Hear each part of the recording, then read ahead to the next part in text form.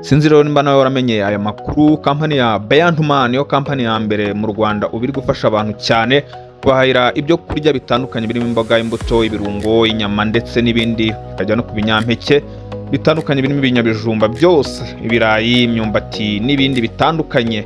Hanyuma saving umwanya wawe ku buryo ubasha gukora ibindi. Jya muri Google rero wandikemo ijambo Burya, andikamo ijambo Burya, ubundi usacinge, urahita ubona monitoring iza imeze kuriya.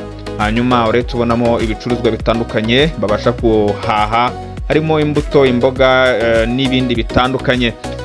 Rero wowe uraza gukora order kuri uru rubuga, ubundi nurangiza ubashe gukora order ndetse bayiguhahire ibashe kukugeraho imeze neza, kuko bakora delivery ku buryo bukomeye cyane. Sinzi rero nimba aya makuru wari warayamenye ko hari iyi kampani yajanga mu Rwanda kuba iri gufasha abanyarwanda benshi. Bikongera guta umwanya wawe, korana na Burya Company Limited ubundi ubashe gusevinga umwanya wawe ndetse n'amafaranga. Ese wari uzi ko ibyo utumije ubyishyura uko bimaze kukugeraho kandi umaze kubishima? Wigira impungenge rero z'ibyo baguhahira kuko ubyishyura ari uko umaze kubibona. Burya Company ni igisubizo.